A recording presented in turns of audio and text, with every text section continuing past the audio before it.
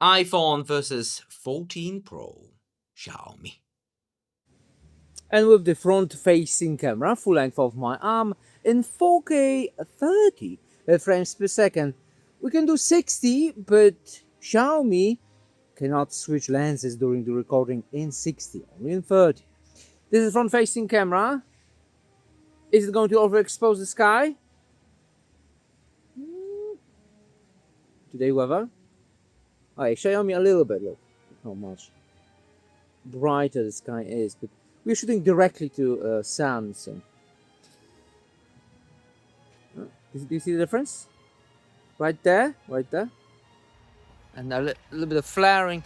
Anyway, minor difference. Autofocus? Now that is a different story. Why do you need autofocus in front-facing camera? For example, if you want to show some details. Look at the difference.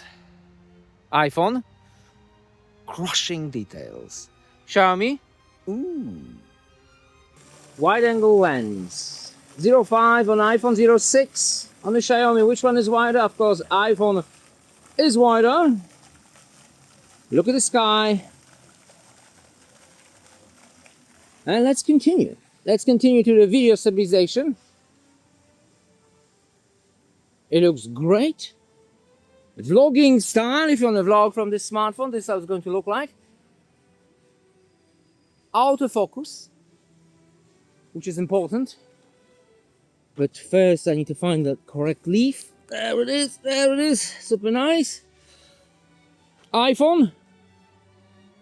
Wow. The amount of details is incredible. Xiaomi. Not so much details. It's all blurry. Details. Blurry. Now that is a difference. The main lens, 1x. 1x. And for example, on the sun clock, you see the bokeh effect. Both super cool. Autofocus, of course, is available in both of them, and regular lens. How quick it is in both. Quick. iPhone is, I think, a bit faster, just a little bit, but that's minor difference. The telephoto 2x and 2x. Do we see any difference? I already spot the difference. The iPhone much cleaner view, but we have to go way further to see a significant difference. Already in the cars. Check out the license plates. Check out the cars. Check out the resolution. Oh, there's a car right there. If we zoom on the max, 15x and 15x. Do you see the difference? Let me just show you the exact car. That is a huge difference. In the realm of photos, Ferrari looks better on the iPhone, rosso corsa. You see, iPhone have that natural color. Look, natural colors.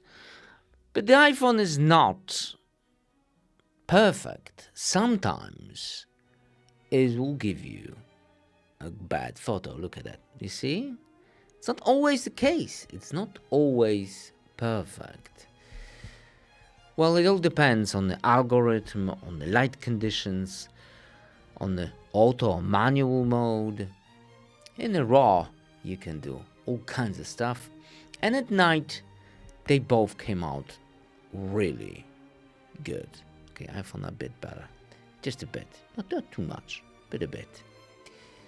But what about video at night? Now that is a difficult test. In the wide-angle lens, do we see any flaring? Any flares? Well, let me move the camera a little bit. Look at the lights. Yeah, that is a difference. Not significant one, but look at the flaring on the iPhone. Yeah, they didn't get rid of that flaring. It's still there. So there you go.